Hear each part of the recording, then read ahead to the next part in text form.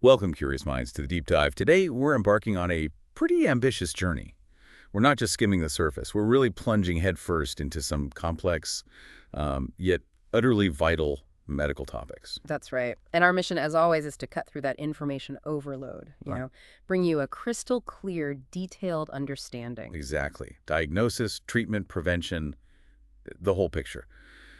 The goal is for you, our listener, to feel incredibly well-informed with a deep, almost mastery-level grasp, like the pros handle it. Absolutely. We're drawing from some comprehensive medical texts today. Right, we've got excerpts on Listeria monocytogenes infection. And a really thorough look at tetanus from chapter 152, a full deep dive. And you asked us to go deep, explore every concept, every detail. So that's what we're doing, aiming for true mastery here. Okay, let's unpack this. What are we diving into first today? Let's start with Listeria monocytogenes infections. They present some really interesting challenges when it comes to treatment. What's particularly striking here really is that treatment recommendations for L monocytogenes, well, they're not based on large-scale clinical trials. Unlike many other infections where protocols are, carefully built from rigorous trials. That's fascinating right off the bat. So if we're not leaning on those big gold standard trials, what are these recommendations based on? And maybe more importantly, what's the takeaway for our listeners about how medicine figures this out for conditions like this one, when those big trials just aren't feasible? That's precisely the question.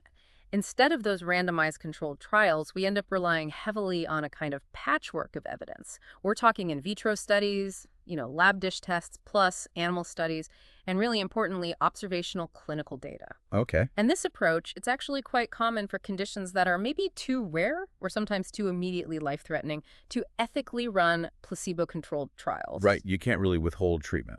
Exactly. Severe invasive listeriosis, for instance, it's relatively uncommon.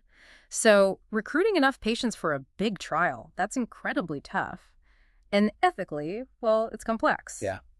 So the fundamental takeaway for you, the listener, is that while these recommendations are the best we've got, based on available evidence and clinical consensus, there's an inherent degree of, let's say, uncertainty compared to conditions backed by huge trials. Right. It just means guidelines for these kinds of conditions are often more dynamic. They're constantly being refined as new data, even smaller scale data from real-world experience comes in. Right, constantly evolving. So understanding that landscape, what are the main treatments? The first-line therapies doctors reach for with the Listeria infection? The primary go-to treatments are, well, you could call them the penicillin powerhouses. We're mainly talking high-dose ampicillin. The usual adult dose is around 2 grams intravenously every 4 hours. Okay, high dose. And the other main option, just as important, is penicillin G.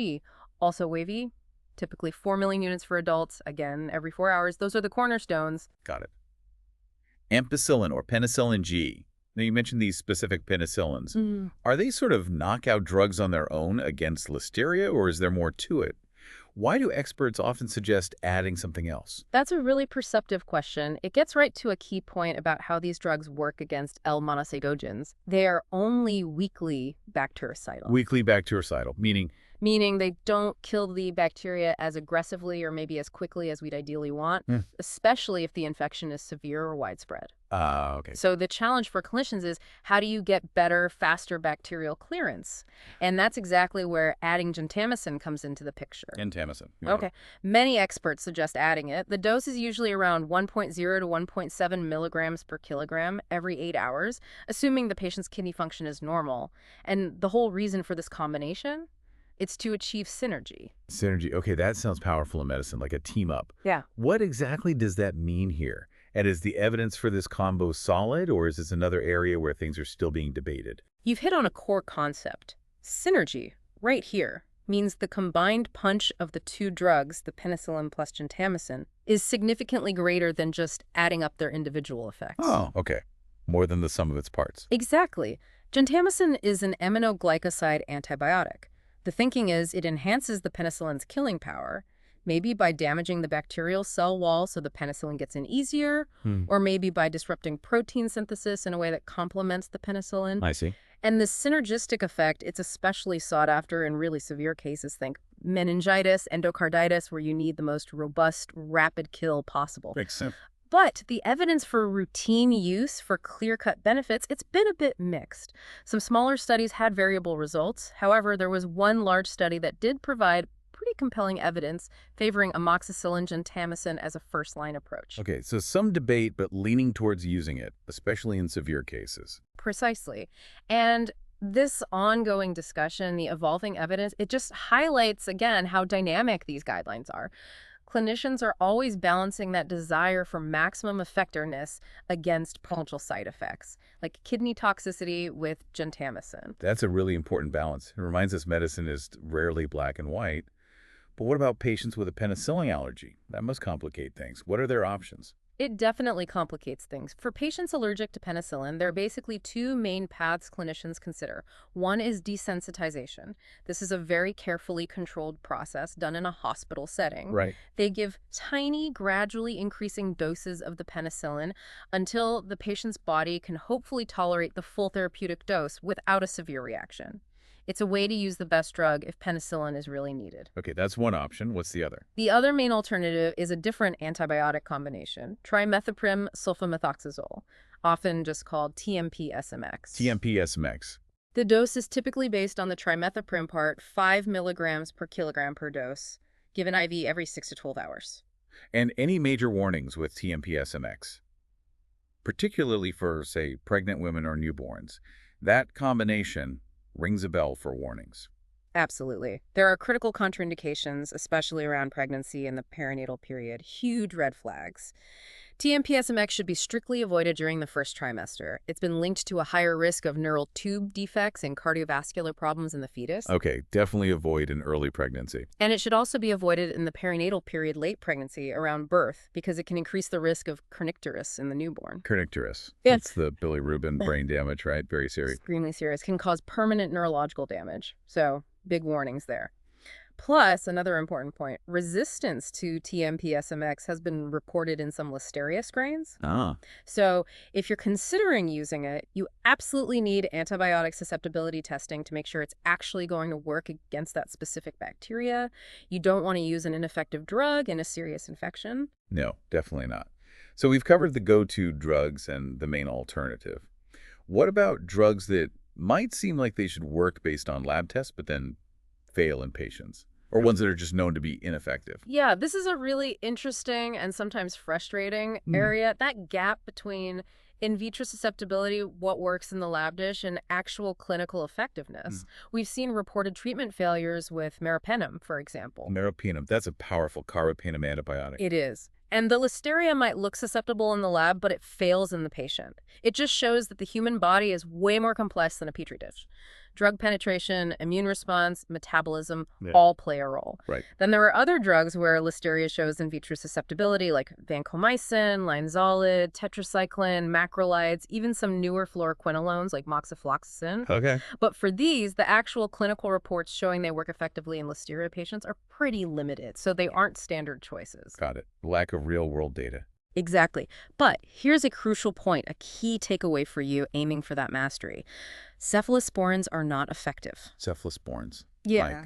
Like Keflex, Rocephin, those common ones. Yes, that whole class. They just don't work against Listeria, and that's critical because they're used so broadly for other infections. Using them for Listeria by mistake would mean delaying effective treatment, which could be disastrous. Wow. Okay, good to know. Avoid cephalosporins. And what about that warning for dexamethasone? That's a steroid often used to reduce inflammation, right? Why would that be harmful in neurolisteriosis, which is basically brain inflammation? Seems backward. It does seem counterintuitive, doesn't it? And it highlights this really delicate balance with the immune system. Dexamethasone is a potent corticosteroid, yes. It's used to reduce inflammation and some other types of bacterial meningitis. Right. But a retrospective study looked at 31 patients with neurolisteriosis and found a significantly reduced survival rate in those who got dexamethasone. Reduced survival. That's striking. It is. The author strongly suggested avoiding it. So why would an anti-inflammatory be harmful? Yeah, why? Well, the exact mechanism isn't fully nailed down in our sources, but a leading hypothesis is that while it reduces inflammation, it might also suppress the beneficial parts of the host's immune response. The parts needed to actually clear the Listeria infection from the central nervous system. Ah, So it dampens the body's ability to fight back. Potentially, yes. It's a stark reminder that not all inflammation is bad, and just blindly suppressing the immune system isn't always the right move. Sometimes it hinders the fight. That makes a lot of sense. Such a nuanced picture. What about treating pregnant women specifically? Are there special considerations for them and the baby? Yes, absolutely critical considerations for pregnant women. Prepartum antibiotic treatment, meaning treating the mother before birth when she has listeriosis, is hugely important. It significantly enhances the chance of delivering a healthy infant. That's huge. It is. Listeriosis during pregnancy can be devastating for the fetus. It can cause miscarriage, stillbirth, premature birth, or severe neonatal infection if the baby survives. So treating the mother is treating the baby too, essentially. Exactly. Swift, aggressive, appropriate antibiotic treatment for the mother is paramount, not just for her, but critically for the health and survival of her child. A dual imperative. Okay, so we've chosen the right antibiotics, considered the special cases. How long does treatment typically last? Is it a standard course or does it vary? It definitely varies. This is another area where, unfortunately, the optimal duration hasn't been pinned down by large clinical trials. Right, back to that issue. Yeah, so again, we rely on expert consensus, observational data, clinical experience. The actual length of treatment depends on several specific factors, like what's the clinical syndrome? Is it just bacteremia, bacteria in the blood? So, Or is it something more severe, more localized, like meningitis affecting the brain and spinal cord membranes? right. The overall severity of the illness matters hugely. And the patient themselves, are they immunocompromised? That often means longer treatment. And crucially, how are they responding? Are they getting better as expected? So it's very individualized. But for our listeners aiming for that deep understanding, can you give some typical minimum durations? I imagine meningitis needs longer than bacteremia. You're spot on. The duration definitely scales up with severity and location. For bacteremia, just in the bloodstream, the typical minimum is usually around 2 weeks. 2 weeks, okay. For early onset neonatal disease, also generally 2 weeks. If it's meningitis, that minimum bumps up to 3 weeks. 3 weeks for meningitis. If it's endocarditis infection of the heart lining, we're looking at a much longer course, 4 to 6 weeks minimum. 4 to 6 weeks. Wow. And for the really severe brain infections, like a brain abscess or encephalitis, the course is even longer, typically 6 to 8 weeks. 6 to 8 weeks minimum for brain abscess. That's a long time. It is. And again, these are minimums. Immunocompromised patients, or those not improving as quickly as hoped, will very likely need longer courses to fully eradicate it and prevent relapse. That flexibility is key. Makes sense. And for follow-up, especially after something like neurolisteriosis, do patients need another spinal tap, a lumbar puncture, to prove the infection's gone? That's a good practical question. And thankfully for patients, no, not routinely. If a patient with neurolisteriosis is improving clinically, their symptoms are getting better, they feel better, their vitals are good, then a follow-up lumbar puncture isn't usually necessary. That's good news. Spares them another procedure if things are heading in the right direction. Exactly. Prioritize patient comfort when the clinical picture is clear. Okay, that covers treatment thoroughly. Let's shift to prevention. How do we stop listeria infections from happening in the first place? What are the key practical steps? Prevention is always better than cure, right? And with listeria, it really boils down to rigorous food safety. Interestingly, person-to-person spread is pretty rare, so standard precautions in healthcare settings are usually enough there. Okay. But for the general public, the focus is on general foodborne illness prevention measures. Essential stuff. Fully cooking meats, thoroughly washing fresh produce, even the pre-washed bagged stuff, give it another rinse. Good tip. Meticulously cleaning hands, utensils, kitchen surfaces after handling any uncooked foods. Mhm. And avoiding unpasteurized dairy products, raw milk, certain raw milk cheeses. Those can be common sources. Right. The usual food safety rules apply. Mm. But are there extra precautions for those high-risk groups, pregnant women, the elderly, immunocompromised people? Yes, definitely. Those high-risk individuals really do need to be extra careful. More stringent precautions. This means strictly avoiding certain foods. Soft cheeses, especially if made with unpasteurized milk, think feta, brie, camembert, blue vein cheeses, queso fresco, unless the label explicitly says made with pasteurized milk. Okay, avoid those soft cheeses. And ready-to-eat deli meats, hot dogs, pâtés, meat spreads, smoked seafood. Either avoid these completely, or if you do eat them, heat them until they're steaming hot, internal temperature of 165 degrees Fahrenheit. Heat deli meats and hot dogs until steaming hot. Got it. Yeah. The CDC actually has great detailed recommendations on their website, www.cdc.govlisteriaprevention.html. Excellent resource for anyone wanting specifics. We'll put that link in the notes. What about in hospitals for those immunocompromised patients? Do dietary services have special rules? And also, what if someone, maybe high risk, finds out they ate a food product that was later recalled for listeria, but they feel fine? Do they need testing or treatment? Good questions. Yes, hospital dietary services play a crucial role. They absolutely must implement super safe food prep procedures for immunocompromised patients. That includes avoiding serving those higher risk foods we just discussed. It's proactive protection. Makes sense. And for your second question, asymptomatic people who ate a recalled contaminated product, even if they have risk factors, generally testing and treatment are not indicated. Really? Even if they're high risk? Even then, the thinking is the risk of actually getting sick if you have no symptoms is quite low. Routine testing would cause a lot of anxiety, maybe unnecessary antibiotic use. So watchful waiting, being aware of symptoms is usually the advice. Okay, that's clear. Now, this is interesting. Is there any medication used for something else that happens to also prevent listeria?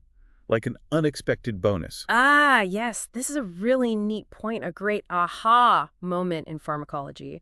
Remember TMP, SMX, trimethoprim sulfamethoxazole? Yeah, the alternative treatment for penicillin allergy. Right. Well, when it's given as prophylaxis, preventative treatment for pneumocystis jirovecii infection. Which is common in HIV patients or transplant recipients. Exactly those groups. When they take TMP SMX to prevent pneumocystis pneumonia, it also helps prevent listeriosis. Wow, a 2-for-1 benefit. Pretty much. It just shows the broad activity of some antibiotics and how one drug can have these overlapping valuable applications. A double benefit for those patients. That's fantastic. Okay, that feels like a really comprehensive deep dive into Listeria monocytogenes, treatment nuances, the data challenges, prevention. Really good stuff. Now, let's pivot. Let's shift gears to our second major topic, tetanus. We're going deep into chapter 152 here, a disease that's, well, completely preventable, yet still incredibly potent. Let's start with the basics again. For you listeners aiming for that mastery level, what exactly is tetanus? The core definition, what causes it? Tetanus is defined as an acute disease, rapid onset, and its hallmarks are severe skeletal muscle spasm and significant disturbances in the autonomic nervous system. This whole dramatic picture, the rigidity, the awful spasms, it's all caused by an incredibly powerful neurotoxin produced by a bacterium called Clostridium tetani. Clostridium tetani, okay. And the crucial point, the one we have to keep coming back to, is that this severe disease is completely preventable by vaccination. That fact really shapes everything about how we approach it today. Completely preventable. That's key. So, this bacterium, Clostridium tetani, where does it hang out?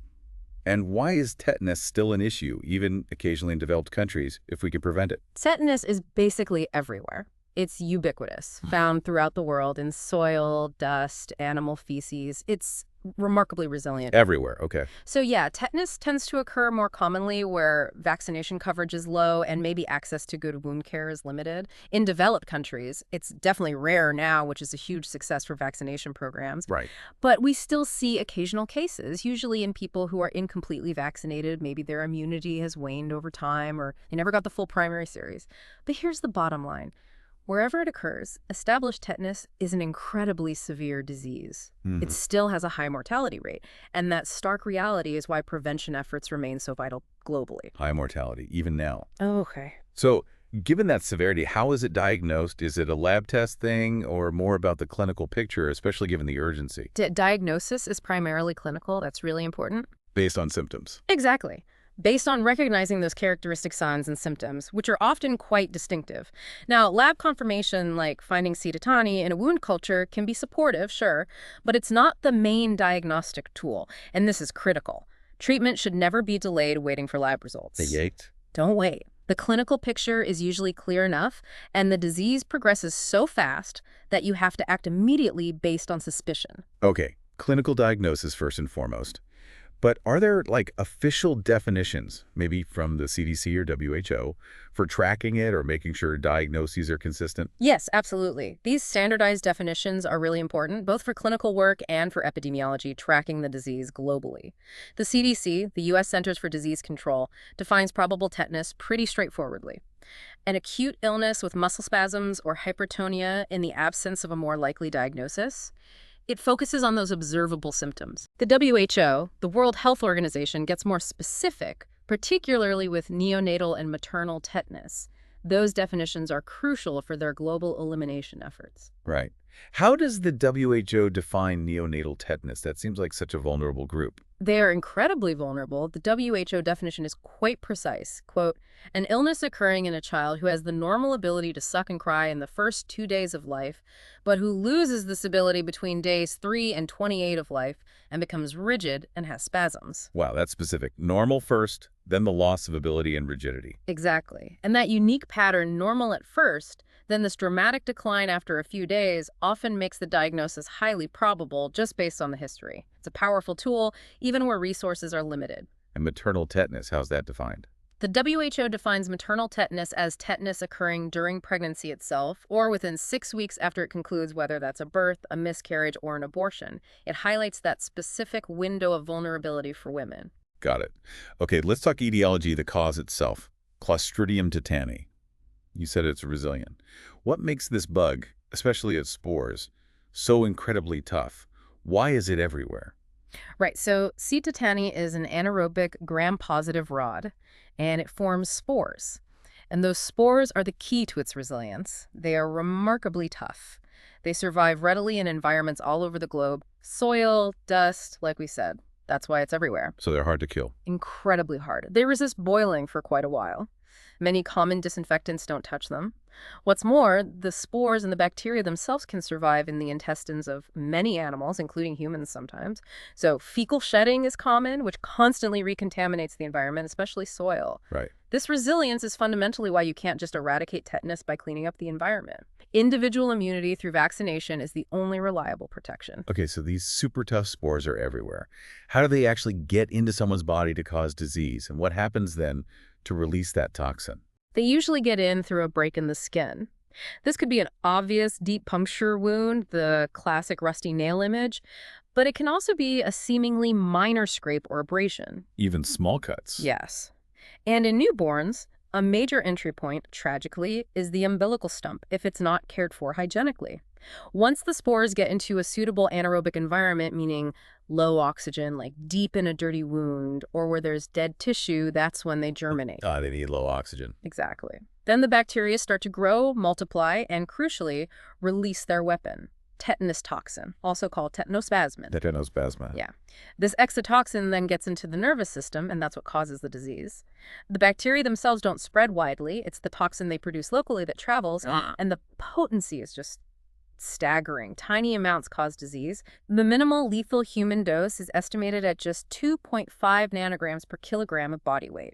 2.5 nanograms per kilogram. That's almost nothing. It's incredibly potent, one of the deadliest toxins known. Which really begs the question, how does something so potent cause such specific, dramatic symptoms? And how does it travel so effectively in the body? Absolutely. You mentioned it doesn't always involve an obvious deep wound. What are some other common ways it gets in? You said superficial abrasions. Yeah, and that's a really important point. In maybe 20 to 30% of tetanus cases, they never actually find a clear entry wound. No wound found. Wow. Yeah. Superficial scrapes or abrasions on arms or legs are common sites. And paradoxically, sometimes these might lead to worse outcomes. Why worse? Possibly because they aren't seen as high-risk injuries, so maybe proper wound cleaning doesn't happen, or the person doesn't think about getting a tetanus booster if they're due. I'm overlooked. Could be. For neonates, as we said, infection of the umbilical stump is huge, often from non-sterile practices cutting the cord with unsterilized tools, maybe applying traditional remedies like animal dung, which can be contaminated. Yeah, truly tragic. Other sources can include things like circumcision or even ear piercing if sterile techniques aren't followed rigorously. It emphasizes that any break in the skin, even seemingly minor, needs proper care. Right. Okay, shifting to epidemiology. How rare is tetanus now in places like the U.S., and who is actually getting it these days? It is genuinely rare in the developed world now, thanks to vaccination. Major public health win. In the U.S., for example, only 2 cases of neonatal tetanus reported since 2009. That's fantastic. Amazing. For all tetanus, in 2018, the U.S. reported just 23 cases total. Almost all were adults. 43 cases in the whole country. Yeah, and the overwhelming majority happen in people who are either incompletely vaccinated or totally unvaccinated. In fact, looking at U.S. cases from 2009 to 2015 where they knew the vaccination status, only about 20%, 1 in 5, had received 3 or more doses, which is what's considered protective. So it's really hitting the unvaccinated or undervaccinated. Primarily, yes, it really hammers home the need to stay up to date on boosters throughout life. But even within developed countries, some groups are at higher risk. Older adults, say over 60 or 65. Why them? Their antibody levels from earlier shots just naturally decline over time. Waning immunity. About a quarter of recent U.S. cases were in people over 65. Okay. Waning immunity in the elderly. Who else? People with diabetes also seem to be at increased risk. They accounted for about 13% of cases and, worryingly, 25% of the deaths between 2009 and 2015. Maybe due to poorer circulation, wound healing issues, higher susceptibility to infection generally. And you mentioned injection drug users earlier. Yes, people who inject drugs are another recognized high-risk group, particularly those using heroin subcutaneously injecting under the skin, known as skin popping. They made up about 6% of cases in that 2009-2015 period. Why skin popping specifically? Is it just dirty needles or something more? It's thought to be a combination of things. The heroin itself might be contaminated with C. tetani spores, but also injecting under the skin popping, often creates a more anaerobic, low-oxygen environment compared to injecting directly into a vein. That anaerobic environment again. Perfect for C. tetani. Exactly what it needs to grow and make toxin. Plus, incomplete vaccination is often an issue in this population too, compounding the risk. Got it. Okay, zooming out from the U.S., what's the global picture? You mentioned progress, especially with neonatal tetanus. How significant has that been? The progress, especially against neonatal tetanus, has been truly significant. A major global effort led by WHO, UNICEF, UNFPA, focusing on vaccinating mothers and promoting clean birth practices. Right. But tracking tetanus in older children and adults globally is much harder. Surveillance systems are often weak in many countries, so the true incidence is largely unknown. Despite that lack of data, estimates for 2015 suggested somewhere between 30,000 and 62,000 deaths from tetanus in older children and adults worldwide. 30 to 60,000 deaths, even with a vaccine. Yes. It's a stark reminder that even though it's preventable, tetanus remains a serious public health problem, especially in resource-poor settings, even if the numbers aren't perfectly tracked. Okay, let's get into the pathogenesis. How does this incredibly potent toxin tetanospasmin actually do what it does? How does it cause those horrific spasms and rigidity? Take us inside the mechanism. This is where it gets really fascinating at the molecular level, and it explains those dramatic symptoms. We know from sequencing the C. tetani genome that it produces several toxins and virulence factors, but critically, only the bacteria producing tetanus toxin tetanospasmin actually cause tetanus. Okay. Now, interestingly, tetanospasmin is structurally and functionally quite similar to the botulinum toxins, the ones causing botulism. Right. Botulism causes the opposite of tetanus spasms. Exactly. And the difference in clinical effect comes down to where they act. Tetanus toxin does something unique. It undergoes retrograde transport into the central nervous system. Retrograde transport. Travels backwards. Travels backwards along the nerve fibers from the wound site up into the spinal cord and brainstem. Botulinum toxins, on the other hand, stay mainly at the neuromuscular junction out in the periphery, blocking nerve signals there and causing that flaccid paralysis. Tetanus toxin goes central. So it gets into the central command center. How does it make that journey inside the nerves? Precisely. It's transported intraaxonally inside the nerve cell's axon all the way up to the motor nuclei in the brainstem or the ventral horns of the spinal cord. It starts as one big protein, 150 kilodaltons, then gets snipped into a heavy chain and a light chain, linked by a disulfide bond. The end part of the heavy chain, the carboxy terminal, is key. That's what binds to specific things on the surface of the presynaptic motor nerve terminals. Probably a policial ganglia size and maybe some membrane proteins. It latches on. It latches on, and that binding triggers the nerve cell to take the toxin inside. Internalization. Once it's inside that first neuron, it gets onto this retrograde transport pathway, like a conveyor belt carrying it backwards, up towards the neuron cell body in the spinal cord. And it avoids getting destroyed on the way. Remarkably, yes. Tetanus toxin is clever. It can change its shape depending on the pH, the acidity of its surroundings. This flexibility lets it interact with different cellular machinery and navigate the cell's internal trafficking systems. And crucially, it manages to evade degradation by the cell's defense mechanisms. It's a master of intracellular travel and survival, allowing it to reach its target intact. Okay, this is the core of it, the real aha moment for understanding the symptoms. It's traveled back, evaded destruction. What does it do now inside the central nervous system to cause all that chaos? How does it block the brakes? This is the absolute core mechanism. After that retrograde journey up the motor neuron, the toxin does something amazing. It jumps across the synapse. Jumps the gap. It undergoes translocation across the synapse to the inhibitory interneuron terminals that connect to that motor neuron. These are the nerve cells that normally release inhibitory neurotransmitters like GABA and glycine. The brake signals. Exactly. They act as the brakes, telling the motor neurons to quiet down, preventing excessive muscle contraction. Now remember, the toxin has two parts, heavy and light chain. Yeah. The light chain is the active weapon. It's a zinc-dependent endopeptidase, basically, a highly specific molecular scissor.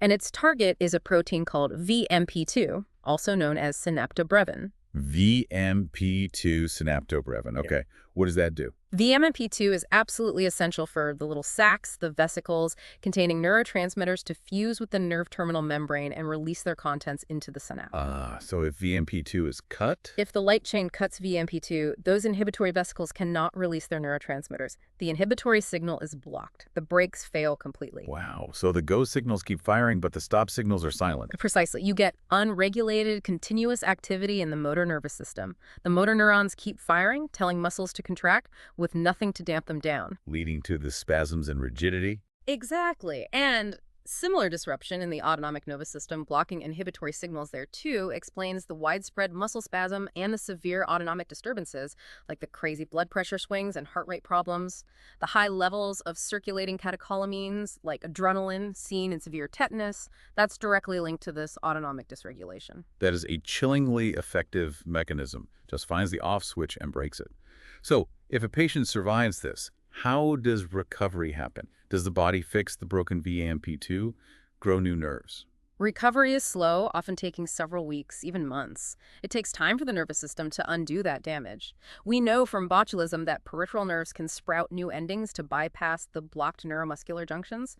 It's thought that something similar might happen in the central nervous system in tetanus, maybe CNS sprouting, to form new inhibitory connections. Okay, new connections. That's one possibility. The other main idea is that the toxin itself is eventually just degraded or cleared from the nerve terminals over time. The VMP2 protein gets resynthesized, the inhibitory signals can start flowing again, and function gradually returns as the brakes are slowly repaired. It requires immense supportive care during that long recovery window. Right. Okay, let's paint the picture of the clinical manifestations. For you listeners really wanting to grasp this, what does tetanus actually look like in a patient? What are the signs of this toxin at work? It can present in a few ways, but it's broadly divided into generalized tetanus, which includes the neonatal form, and local tetanus. Local tetanus is usually milder. Only isolated body parts are affected, often near the entry wound. You might just see some localized muscle stiffness or spasm in one limb, for example. Okay, local is limited. What about cephalic? Cephalic tetanus is when the cranial nerves are involved. This means muscles in the head and neck are affected. You might see facial muscle spasms, but more dangerously, spasms of the pharyngeal or laryngeal muscles, the throat and voice box. That sounds bad. It is. It can lead to severe difficulty swallowing, aspiration breathing food or saliva into the lungs, or even complete airway obstruction. Cephalic tetanus often carries a poor prognosis because of these critical airway issues. Got it. And generalized tetanus, the one people usually picture, how does that typically unfold? Generalized tetanus is the most common form. It usually starts with the muscles of the face and jaw, that classic trismus or lockjaw. Why the jaw first? Probably because the nerve pathways to those muscles are shorter. The toxin gets there faster after entering the CNS. Makes sense. In newborns, remember, the first sign is usually that inability to suck. Then the stiffness and spasms spread downwards, affecting the neck, trunk, abdomen, and limbs. The typical timeline is often Initial symptoms maybe 7 to 10 days after the wound infection. All right. Then the generalized spasms, the really characteristic feature, usually kick in within 24 to 72 hours after those first symptoms appear. That's fast progression. Very fast. And then if the patient survives the acute phase, recovery is a long haul, typically 4 to 6 weeks, sometimes longer. You mentioned the speed of development is important. Does that predict how severe the case will be? Absolutely. The speed is a critical prognostic indicator, often the most telling one. We look at 2 key time periods: the incubation period time from wound to first symptom, and the period of onset time from first symptom to the first generalized spasm. Shorter is worse. Shorter is definitely worse. Shorter times for both periods consistently correlate with more severe disease and a poorer outcome. For neonatal tetanus specifically, the younger the infant is when symptoms start, the worse the prognosis tends to be. They're just so vulnerable. Okay. What are those very first symptoms people should be aware of before the really dramatic spasms start? Trismus or lockjaw is often the most common initial complaint. Difficulty opening the mouth, jaw stiffness. Patients also often report muscle pain and stiffness, maybe starting near the wound but then becoming more generalized. Back pain is common. Difficulty swallowing or dysphagia can be an early sign too. And in babies. In neonates, it's that difficulty feeding, the inability to latch or suck effectively. That's often the very first sign something is seriously wrong. And as it progresses to generalized spasms, Mm-hmm. how bad do they get? And what's the most immediate life threat? The spasms become generalized and can be incredibly intense and painful.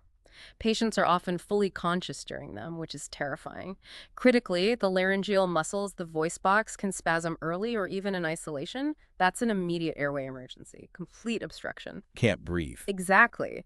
And even without laryngeal spasms, spasms of the main respiratory muscles, diaphragm, intercostals, lead directly to respiratory failure. The lungs just can't work properly. Without mechanical ventilation, respiratory failure is the single most common cause of death. Just awful. I read the spasms can be strong enough to break bones. In rare, extremely severe cases, yes. The muscle contractions can be so violent they can cause tendons to tear away from bone tendon avulsions or even cause vertebral compression fractures. It just shows the sheer power unleashed when the inhibitory controls are lost. Unbelievable. Yeah. And what about the autonomic system disturbance? You said that becomes a major risk later in the second week. Yes, the autonomic chaos really peaks during the second week of severe illness. This is when the risk shifts more towards death from cardiovascular events. You see this wild instability, labile blood pressure swinging from dangerously high to dangerously low, often with severe tachycardia, a racing heart. Okay. Sometimes bradycardia, a slow heart rate or heart block, can occur too. Other signs include the gut shutting down, gastrointestinal stasis, profuse sweating, increased secretions in the airway making breathing even harder, and acute kidney failure, often a high output type where they produce lots of dilute urine but aren't filtering waste properly. It's a systemic storm. A complete systemic storm. Mm-hmm. Okay, given all this complexity and severity, back to diagnosis. Clinical findings first, act fast. But are there any lab tests that can help confirm it later once treatment started? Yes, there are tests that can provide supportive evidence, but they all come with big caveats. You can try to culture Clostridium tetani from the wound. If it's positive, that supports the diagnosis. But it's often negative, maybe because the bacteria aren't numerous or the wound's already healing. A negative culture absolutely does not rule out tetanus. Okay, culture isn't reliable. What else? You can measure the level of anti-tetanus antibodies, IgG, in the patient's serum. But, and this is crucial, the blood sample has to be taken before giving any tetanus immune globulin, TIG, or antitoxin. It's where treatment interferes. Exactly. If the level is above 0.1 IU/ml, that's generally considered protective immunity, which argues against a tetanus diagnosis. Okay. If the level is below that, it's consistent with tetanus, but doesn't prove it. At that point, a bioassay to detect tetanus toxin in the serum might be helpful, but again, it's often negative even in clear cases, probably because the toxin gets bound up in the nerves so quickly. So antibody levels and toxin tests are also not definitive. Not definitive. A mouse bioneutralization test can also be used, but same issues, sensitivity isn't well known, negative doesn't rule it out. It really comes back to the clinical picture being paramount. The lab tests are secondary, often unhelpful, and must never delay treatment. This difficulty in lab confirmation stems from how little toxin causes disease and how fast it gets into the nerves. Right. Clinical acumen is king here. So what other conditions might look like tetanus? What's in the differential diagnosis that doctors need to rule out? Good question.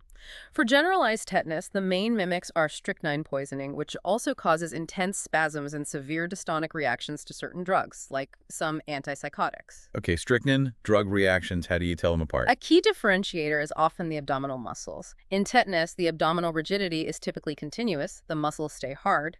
In strychnine poisoning or dystonic reactions, the rigidity or spasms tend to be more episodic, coming and going between spasms. Continuous rigidity points more to tetanus. Got it. For cephalic tetanus affecting the head neck, you need to rule out other causes of trismus or lockjaw, like a bad dental abscess or throat infection. And for neonatal tetanus, the big mimics are hypocalcemia low calcium, which can cause seizures and stiffness and meningoencephalitis, brain infection. Those need careful exclusion in a sick newborn presenting with rigidity. Okay, that makes sense. Now, treatment.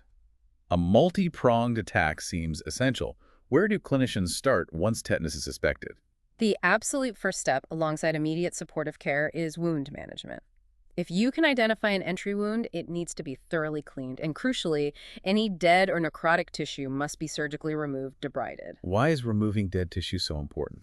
Because that dead tissue creates the perfect anaerobic low-oxygen environment for C. tetani to keep growing and churning out more toxin. You have to remove the source. Eliminate the toxin factory. Exactly. If you don't get rid of those pockets of ongoing infection, the tetanus can relapse or just drag on much longer, making everything harder. It's a foundational step. Okay, clean the wound, debride. What about antibiotics? Are they aimed just at the bacteria? Any preferences? Yes, antibiotics target the bacteria to stop further toxin production. The preferred choice nowadays is metronidazole. Metronidazole, okay. Usually 400 milligrams rectally or 500 milligram IV every 6 hours, typically for about 7 days. Penicillin used to be common, but there's a potential issue there. What's the issue with penicillin?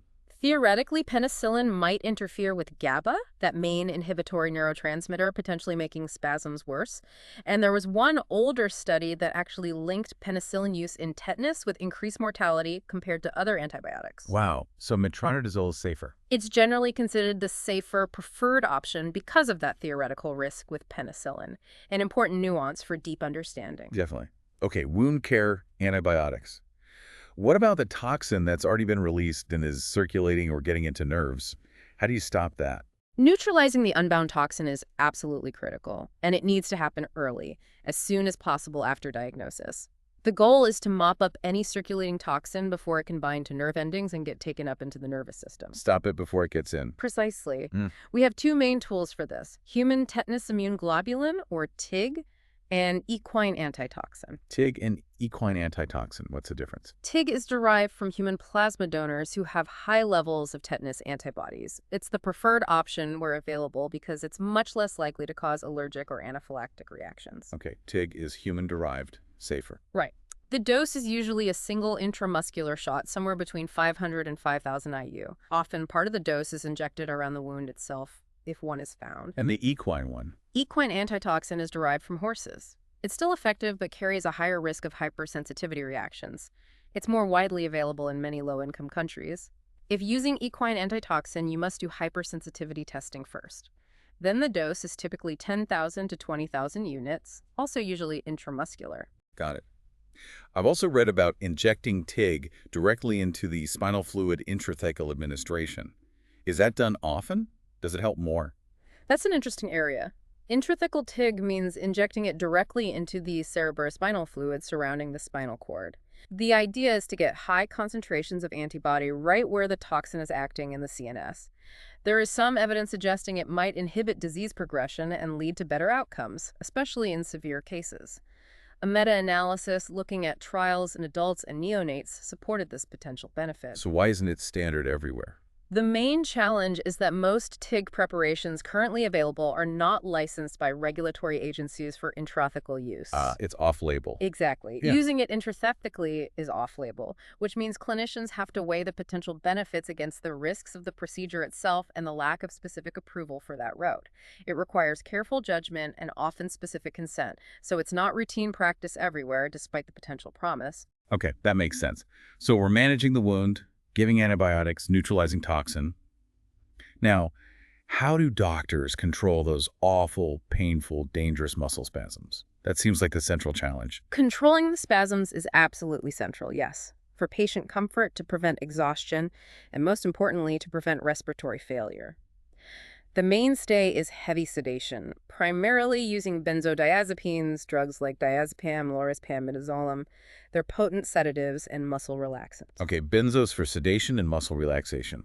Intravenous magnesium sulfate is also used widely. It acts as a muscle relaxant too and helps with autonomic stability. The dose is carefully adjusted, often guided by checking reflexes like the patellar reflex and knee jerk. When that disappears, you're usually in the right range. Magnesium sulfate too. Yeah. But you mentioned respiratory depression earlier. Yes, that's the major problem. The doses of benzos and magnesium needed to really control severe spasms often also suppress the drive to breathe.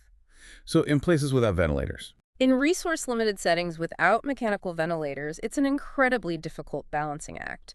Trying to control spasms enough to prevent exhaustion and injury, but not so much that the patient stops breathing. Respiratory failure is tragically common in those settings. But where ventilators are available. Or where you have ICU-level support with ventilation, the approach changes. You can control the severe spasms more aggressively. You use the sedatives, magnesium, but often add short-acting, non-depolarizing neuromuscular blocking agents. Muscle paralyzers, essentially. Temporarily, yes. Drugs like vecuronium or rocuronium. They allow clinicians to precisely titrate the level of muscle relaxation needed to stop the spasms, while the ventilator does the work of breathing. You aim for agents that don't mess with heart rate or blood pressure, too much cardiovascularly inert. Okay. Infusions of propofol are also used successfully for both deep sedation and helping control spasms in ventilated patients. Right. Support breathing, then control the muscles. And with those laryngeal spasms being so dangerous, how is the airway secured long term? You mentioned intubation is hard. Securing the airway early is critical in severe tetanus. And yes, intubation can be very tricky. Ideally, the patient is kept calm and quiet as stimuli trigger spasms, but they often have lots of secretions, difficulty swallowing, and those hyperactive laryngeal muscles just clamp down, making it hard to get the breathing tube in. Sounds nightmarish. It can be. And since patients often need ventilation for weeks, sometimes months, because recovery is so slow. Weeks or months on a ventilator. Yes. So the standard, most reliable way to secure the airway long-term in severe tetanus is usually a tracheostomy. A surgical airway in the neck. Exactly. It's more stable, easier to manage secretions, and more comfortable for the patient long-term than having a tube down the throat for weeks on end. Okay, tracheostomy for long-term airway. Yeah. What about managing that wild cardiovascular instability, the blood pressure and heart rate chaos? That autonomic storm is notoriously difficult to manage. It's one of the biggest challenges in tetanus critical care. The key is often increasing sedation, more magnesium, maybe adding opioids like morphine or fentanyl infusions to try and calm down that overactive autonomic nervous system. More sedation helps the heart instability, too. It often does, yes. But specific cardiovascular drugs are usually needed too. Things to bring down heart rate and blood pressure if they're dangerously high, like beta blockers, carefully, or calcium channel blockers, or drugs to support blood pressure if it crashes, like vasopressors or inotropes. The crucial thing is to use short-acting drugs whenever possible. Why short-acting? Because the situation is so labile, changing minute to minute, you need drugs you can adjust quickly, titrate rapidly up or down as needed.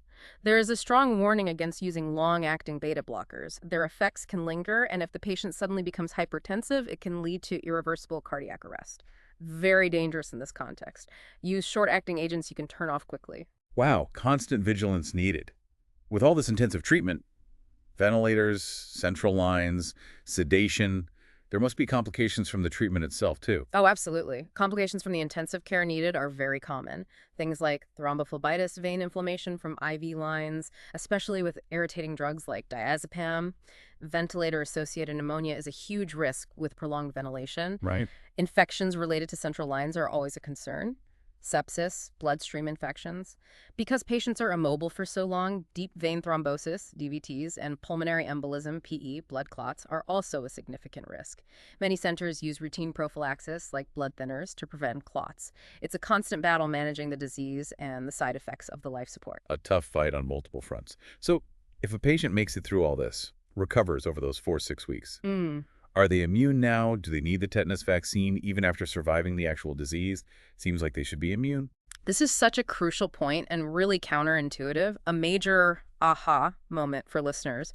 Surviving tetanus does not confer reliable, long-lasting immunity. Really? Why not? Because the tetanus toxin is so incredibly potent, the amount needed to cause severe, life-threatening disease is actually too small to reliably trigger a strong protective immune response from the body. It's poorly immunogenic at disease-causing doses. So potent it kills you, but not potent enough to make you immune. Wow. Exactly, it's a dangerous paradox. So, patients who recover from tetanus must be given a full primary course of immunization with tetanus toxoid afterwards. Vaccinate after recovery. Got it. That is vital. Absolutely vital. Natural infection doesn't protect you next time. Only vaccination does. Okay, let's talk prognosis again. We know speed of onset is key. What other factors predict outcome? Are there scoring systems or tables clinicians use? Yes, beyond the incubation period and period of onset, other factors are known predictors, often compiled into prognostic scores or tables, like Table 152 to Ham mentioned in the source. For adult tetanus, factors associated with a worse outcome include older age, over 70, a very short incubation period, less than 7 days, getting to the hospital very quickly after the first symptom implies rapid progression, and certain entry wounds post-childbirth, 5-E drug use, post-surgery, burns. Those often suggest more severe initial inoculation or compromised hosts. Okay, those flags for adults. What about newborns? For neonatal tetanus, predictors of a poorer outcome include younger age at onset, being born prematurely, incubation period under 6 days, period of onset less than 48 hours, first symptom to first spasm, delays in getting to the hospital, and those unsafe cord care practices like using grass. Also, low birth weight and having a fever on admission are bad signs. Right. And are there common signs at admission that suggest a bad prognosis for anyone? Yes, certain vital signs or clinical states on arrival are red flags. A heart rate over 140, systolic blood pressure over 140 millimole Hg, obvious severe spasms right at the start, or a high temperature, over 38.5 degrees C or 101.3 degrees Everfroom. These generally indicate a very severe disease process already underway. Got it. And for those who survive, especially children, are there long-term consequences? Unfortunately, yes. Adults who survive tetanus, especially the elderly, often have reduced long-term functional outcomes, lasting impacts on mobility, independence, quality of life. For children, and particularly neonates who survive, the picture can be even more concerning. Studies show a higher incidence of neurologic problems sequelae. Like what kind of problems? Neonatal survivors are at increased risk for learning disabilities, behavioral issues later in life, cerebral palsy, and even deafness. It really underscores that this isn't just an acute killer. It can leave devastating, permanent marks, especially on the developing brain. Again, hammering home why prevention is everything. Absolutely. Which brings us right back to prevention. You said it's completely preventable. What are the absolute cornerstones? 2 simple things. Good wound care for any break in the skin, no matter how minor it seems. Clean it well. And most importantly, immunization. Getting the full series and staying up to date with boosters. Okay. And for newborns? Safe, clean delivery practices are essential. Proper, hygienic umbilical cord care. And the linchpin is maternal vaccination. Vaccinating pregnant women, or women before they become pregnant, protects the baby through antibodies passed across the placenta. Maternal vaccination protects the baby. Crucial.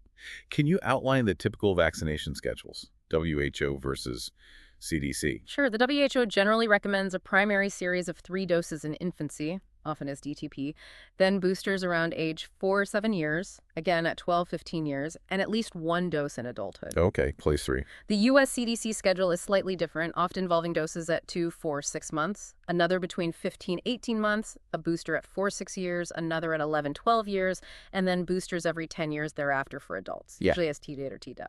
So similar concepts, slightly different timing, multiple doses early, then regular boosters. Exactly. Both schedules are designed to build strong initial immunity and then maintain it throughout life because protection does wane over time. Those boosters are not optional if you want continued protection. What if someone missed shots or isn't sure of their history? Are there catch-up schedules? Yes, absolutely. Catch-up schedules are well-defined and really important. For someone 7 years or older with an incomplete history, they typically need a 3-dose primary series, usually dose 1, then dose 2, 4 weeks later, then dose 3, 6 to 12 months after dose 2. Okay, 3 doses for older catch-up. For kids under 7 catching up, it depends on their age at the first dose, but it's usually a 3 or 4 dose series to get them fully protected. The key takeaway for you listening is, it's almost never too late to get caught up. Talk to your doctor about your status. Your individual immunity is your only defense. Good advice. Let's talk about that global maternal and neonatal tetanus, MNT, elimination strategy. How does that work specifically? It's been a major focus. The standard WHO approach for pregnant women who weren't previously immunized is 2 doses of tetanus toxoid vaccine at least 4 weeks apart during pregnancy, 2 doses during pregnancy. then a third dose 6-12 months later, and ideally subsequent doses in later pregnancies or at yearly intervals up to a total of 5 doses. That gives long-term immunity to the mother, protecting all her future babies too. 5 doses for long-term immunity. Right. In really high-risk areas, they've sometimes used a more intensive approach, vaccinating all women of childbearing age with a primary series, plus really strong education on clean birth and cord care practices, combining vaccination with improved hygiene. Makes sense. Now, what about when someone gets a wound that's considered tetanus-prone? A deep-cut, dirty wound. What's the protocol then? If someone gets a tetanus-prone wound, their vaccination status is key. They absolutely need a tetanus booster if their vaccination history is incomplete, totally unknown, or if their last booster was more than 10 years ago. Some guidelines say more than 5 years ago for dirty major wounds. So a booster might be needed sooner, depending on the wound. Exactly. And if the person's vaccination status is inadequate and the wound is considered more than just clean and minor, they should also receive passive immunization with TIG, that shot of preformed antibodies we talked about. Get both active vaccine and passive antibodies. Yes, in that specific high-risk scenario, TIG gives immediate protection while the vaccine starts stimulating their own long-term immunity. And usually the tetanus toxoid vaccine is given as part of a combination shot Tdap or TEAD for older kids and adults, DTaP for young children protecting against diphtheria, and often pertussis too. Efficient. Got it. Let's revisit the global MNT fight. You mentioned huge progress. Can you give us that context again? Where did we start and where are we now? The starting point was grim. Early 1980s, over 1 million tetanus deaths worldwide each year. Maybe 5% of all maternal deaths, 14% of all neonatal deaths were due to tetanus. Just devastating. Unimaginable numbers. Truly. So in 1989, the World Health Assembly resolved to eliminate neonatal tetanus by 2000, defined as getting below 1 case per 1,000 live births in every district globally. By 1999, progress was made, but 57 countries still hadn't met the goal. The target got pushed. The Millennium Development Goals provided more impetus, aiming for MNT elimination by 2020. And how close did we get? Incredible progress. As of late 2020, only 12 countries were left that hadn't achieved the elimination goal, down from 57. Huge reduction. Monumental. Maternal vaccination is estimated to cut neonatal tetanus by 94%. Clean birth practices cut deaths by maybe 40%. By recent years, 47 countries, including huge ones like China, India, Indonesia, had officially eliminated MNT. Overall, worldwide deaths from neonatal tetanus dropped something like 96% between 1990 and 2015. One of public health's biggest success stories. 96% reduction. That's astounding. Yeah. But still, you mentioned maybe 34,000 neonatal deaths in 2015, so the fight isn't totally over. Not totally over, no. Those deaths were mainly concentrated in parts of Africa and Southeast Asia. And it brings us back to a critical point. Which is? Why do these immunization programs have to be ongoing? Why can't we just stop once a country hits the elimination target? Yeah, why? Because, as we said, there is no herd immunity for tetanus. No herd immunity. Right. It's not spread person to person. The Clostridium tetani spores are everywhere in the environment, soil, feces, and they aren't going away. Ever. So the threat is always there. Always there. Individual immunity is the only protection, and that immunity wanes. So vaccination and boosters have to continue indefinitely. Global primary vaccination coverage, 3 doses, is pretty good, around 86%. But we often don't know the rates for subsequent boosters, which is a worry. And dedicated public health efforts specifically for ongoing tetanus prevention can sometimes lack focus once elimination is declared. But the continuing case reports we see show tetanus is still a significant global health burden that needs constant attention. The fight requires sustained effort precisely because the source in the environment persists. No herd immunity, environmental source persists. That makes the need for ongoing vaccination crystal clear. What an incredible journey through both listeria and tetanus. We really have taken that deep dive today. From the complexities of listeria treatment without large trials, to the preventable yet devastating nature of tetanus, its potent toxin, and the power of vaccination. It feels like we've covered the what, the how, and the why for both. It's been fascinating, hasn't it? Listeria really showed us how medical guidelines have to adapt using the best available evidence, even if it's not perfect RCT data. And tetanus, it's such a stark example of vaccination's triumph, but also a constant reminder of the need for vigilance because of that persistent environmental threat. Exactly. So for you, our listener, aiming for that mastery, what's the final thought? Maybe it's this. Tetanus is almost entirely preventable by a safe, effective vaccine, yet tens of thousands still die from it globally. What does that tell us about the bigger picture? About public health challenges, access to care, resource distribution, and the constant need for education and action, even for diseases we think we've solved. Something to reflect on. Thank you so much for joining us on this deep dive. Keep that curiosity sharp, keep asking the big questions, and keep learning. We'll see you next time.